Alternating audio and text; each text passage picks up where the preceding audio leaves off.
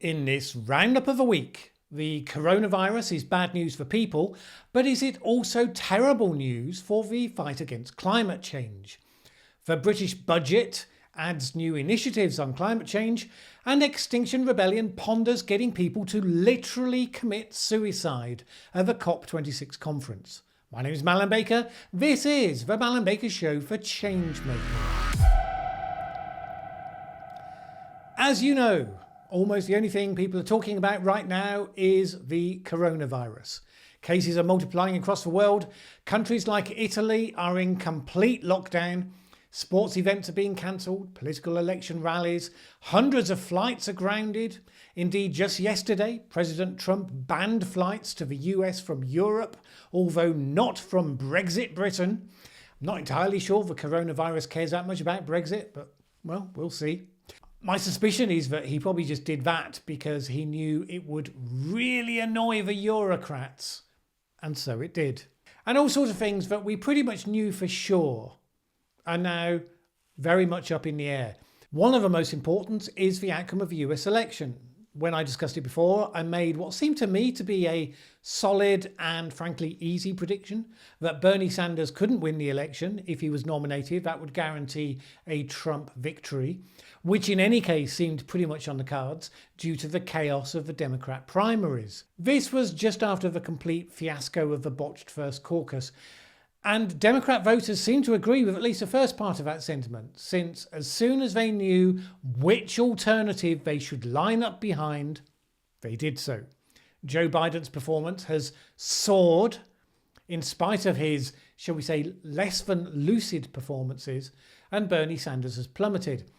But now several things are back up in the air. For one, we have a disease which, let's face it, is out of control in the US. Countries that jumped on this a lot harder have seen many cases. In the US, there's been minimal testing. People don't know how widespread the disease has been. And, leadership has been faltering. I said before, the one thing it seemed to me that could torpedo Trump's re-election at this stage would be if the coronavirus becomes a crisis, it tanks the economy, and everybody ends up blaming Trump. That remains an entirely possible scenario. People have largely accepted the president tweets randomly and says dumb stuff. Largely they've accepted that's part of the package. But it's not what you want at a time of national crisis. Trump has to stop tweeting crap and show real leadership. Can he do it? Big question mark. His televised address to the nation was awkward and clumsy. It caused panic from businesses until he tweeted out to highlight that he'd accidentally said the opposite of what he meant to say, suggesting that goods from Europe would be banned as well as people, whereas he meant that they wouldn't be banned. Earlier today, he tweeted this: "Sleepy Joe Biden was in charge of the H1N1 swine flu epidemic, which killed thousands of people. The response was one of the worst on record. Our response is one of the best, with fast action of border closings and a 78% approval rating, the highest on record. His was the lowest." Now, maybe that approach works for him. Maybe it's even fair enough because the mainstream media have been trying to pin coronavirus on him since it arose in ways that go well beyond the facts. I don't think it's going to play well. But then you have to ask the other grimly realistic question. We have an out-of-control disease that mainly targets people over the age of 60. We currently have 3 candidates for president, all of them in their 70s. Any one of them could be highly vulnerable to an infection. Running for office inevitably, even if you don't shake hands, it inevitably exposes you to large numbers of people, which is why politicians have, in different parts of the world, been early inclusions on the lists of people infected. The Health Minister in the UK, Canadian Prime Minister Justin Trudeau, is self-isolating right now. Ted Cruz is likewise. Right now, it's entirely possible, this is by no means trivial, idle speculation, that the leadership of the US, the factor that decides the future of policy on Iran and policy on China and global trade and, yes, policy on climate change, could come down to who survives the next couple of months. Hopefully we avoid that scenario. Even assuming that we do, we end up with a lot more uncertainty floating in the air than we'd perhaps expected. And that uncertainty seems likely to have other consequences, particularly on action over climate change. There's a key UN climate change conference, COP26, planned for Glasgow in the UK in November this year. It's the point in the Paris Agreement timetable where countries should be reviewing their Paris commitments and raising the ambition of what they promised to do in order to meet the Paris aims of keeping global warming within 1.5 degrees C, or at the very least 2 degrees C at pre-industrial levels. Now, obviously, the heads of state and senior negotiators of all the countries don't just turn up at those major conferences, sit around a big table and say, right, what shall we talk about? Most of the important pre-conference negotiations take place in smaller meetings and summits in the run-up to the main event. And the bigger the commitments and agreements you hope to achieve, the more important those early negotiations are. Unsurprisingly, the COVID-19 virus is already disrupting pre-conference negotiations. The lockdown on travel to a number of parts of the world is obviously the main challenge. The UN climate body has called off all meetings through to the end of April, which was a foregone conclusion because they weren't making a quorum in any case. Do we think it'll all then just restart after April? Well, maybe. A lot of people think the virus saga will run for at least 3 months. If it doesn't make an early start for conferences, then it's hard to see that there will be time to make the sort of progress that has any kind of chance of achieving big commitments from the players like China and India. That may seem like a setback. It is a setback. But it may just give us an excuse for the inevitable anyway. As I've said before, neither China nor India have much incentive to strike an early deal before the pressure of time incentivises the rest of the world community to make it worth their while. They will probably be holding out to see what happens with the US elections in any case, because that may make a big difference to what happens next. And even if that doesn't play out, because there's always more factors going on behind the scenes than are obvious to outside observers like me, the coronavirus still makes it more difficult. Most countries are going to be spending a lot of money at short notice to cope with a major health emergency, which they should. It's unquestionably the top priority of the moment because people are dying right now, some of which may be preventable with the right action. Not only money, but also political capital and the intense focus of the entire population on governments to see how well they do or don't perform.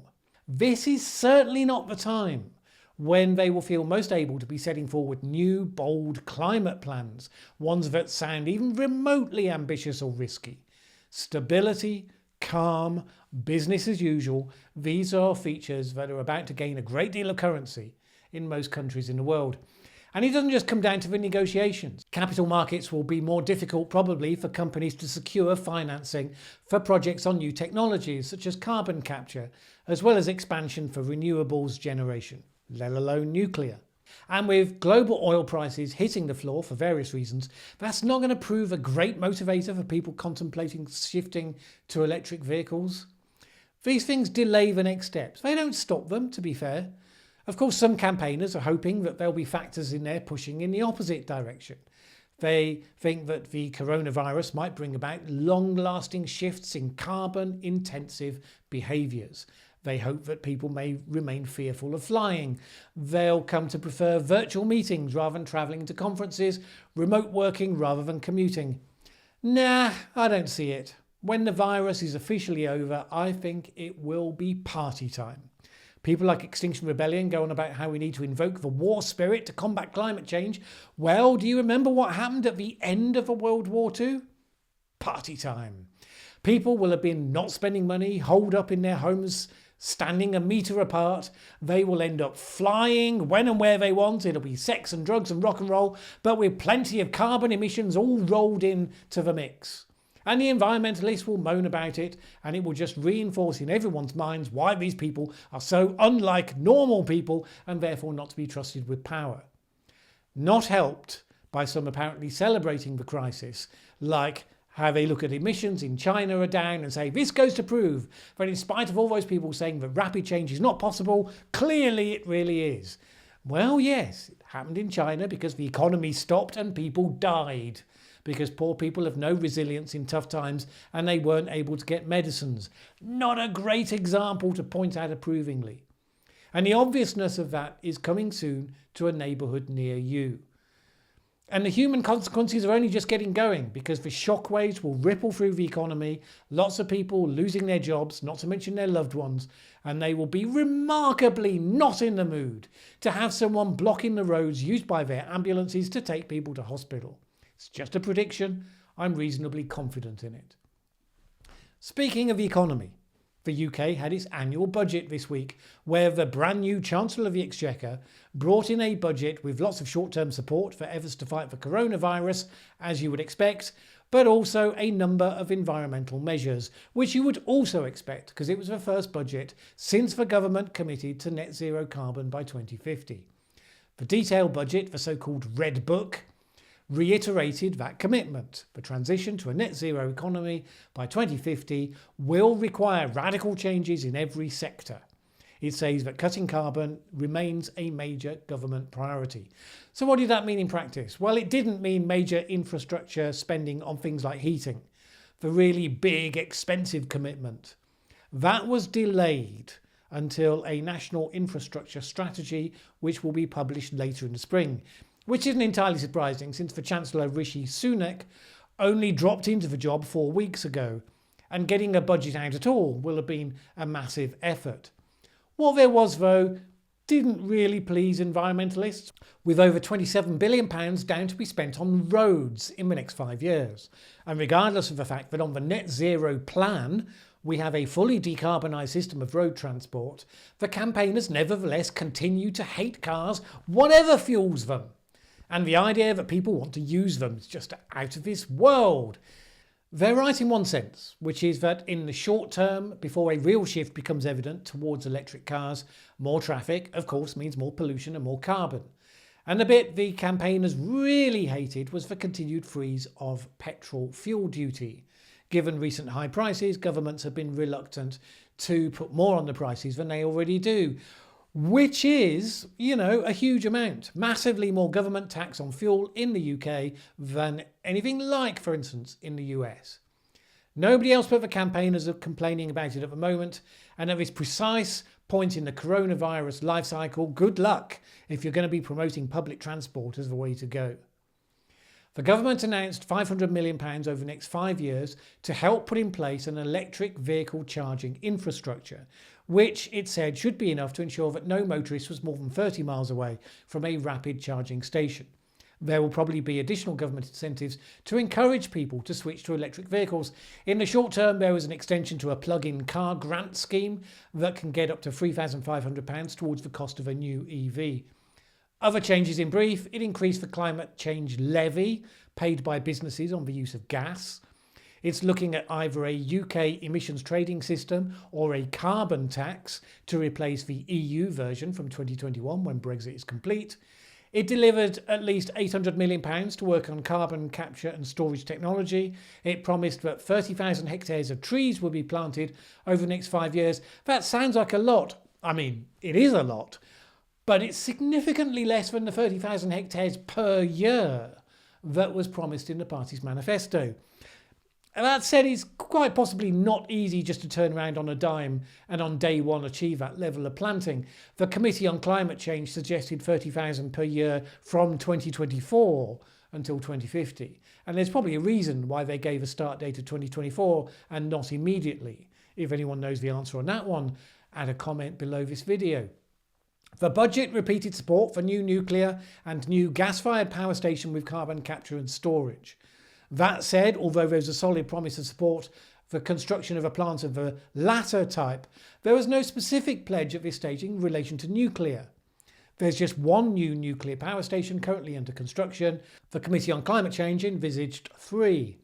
The budget increased air passenger duty by a small amount. It introduced a plastic packaging tax from 2022, and it allocated £10 million to help decarbonise distilleries.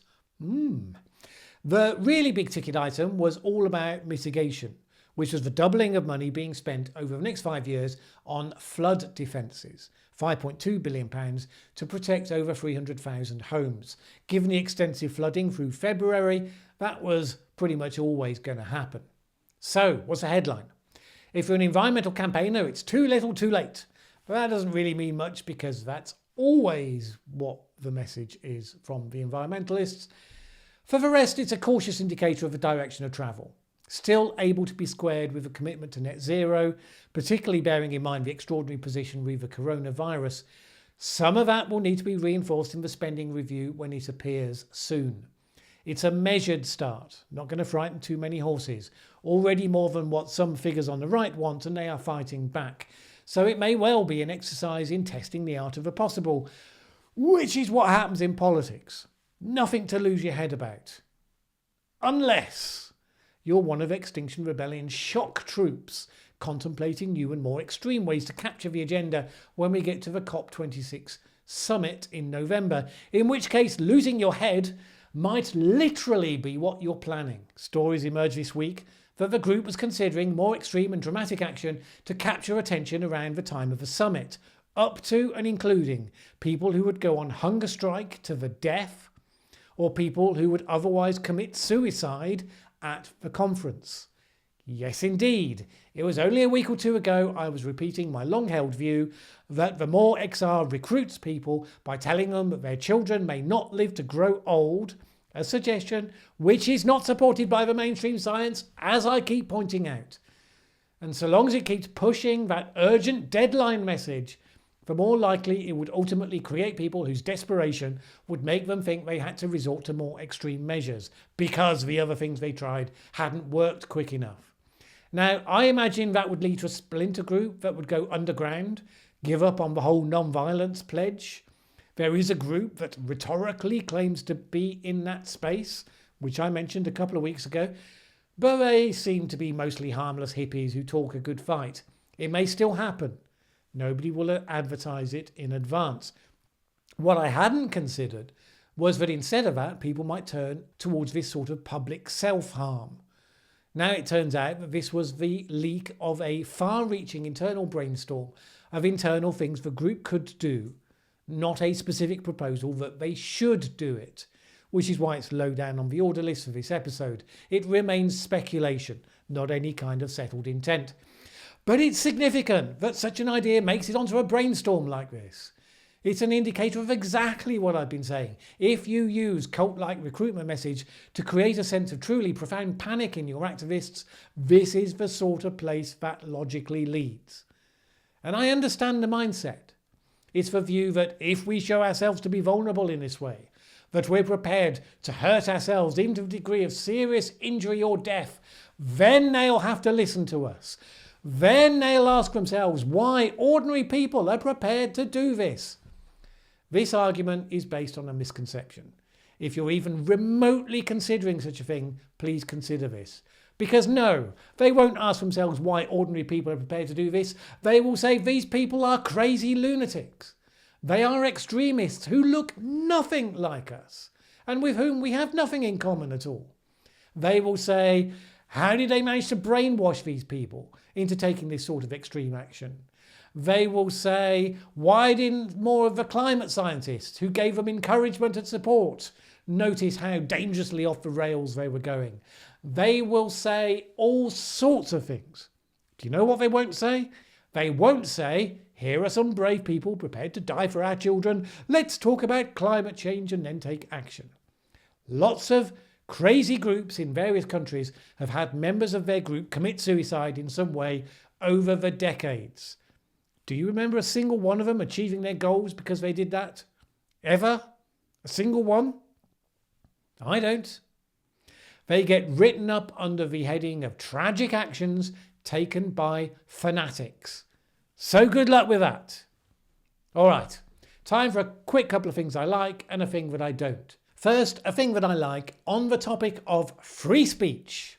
Actor Lawrence Fox was labelled a disgrace by his own union Equity after he appeared on BBC's Question Time, and he told an audience member that she was being racist when she made disparaging comments about him being a white privileged male.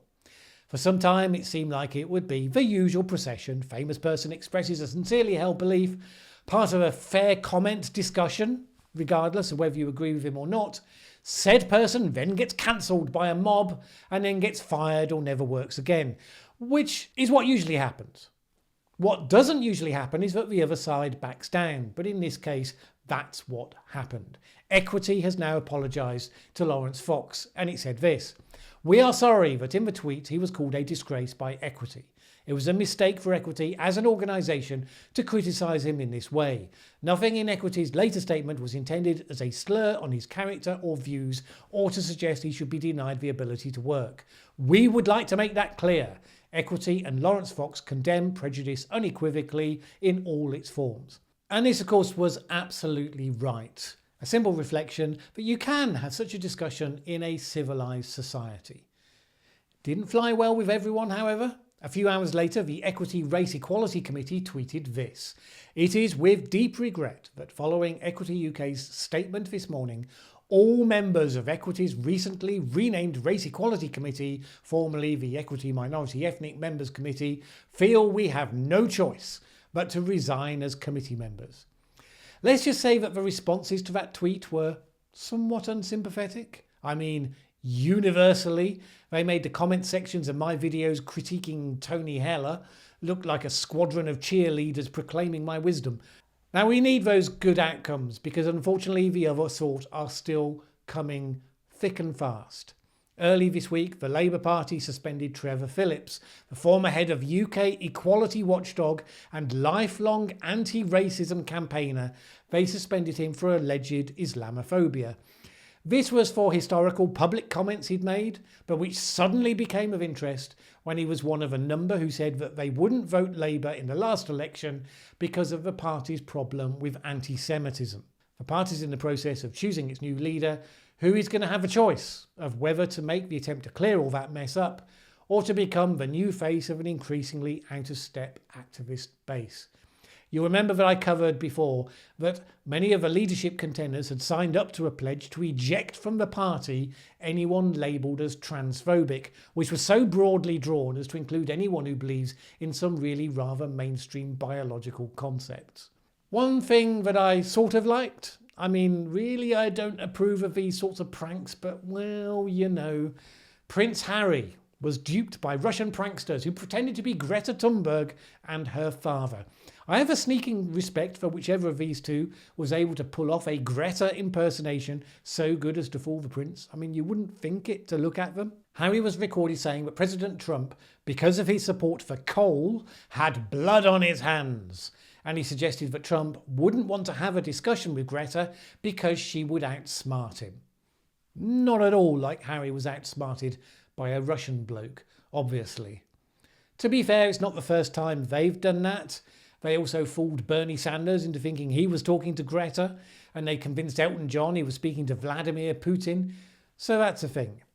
Anyway, that's all for this week. Don't forget to wash your hands, keep a metre apart, and be very suspicious if you get a phone call claiming to be from Greta Thunberg. My name's Mallen Baker. This is The Mallen Baker Show.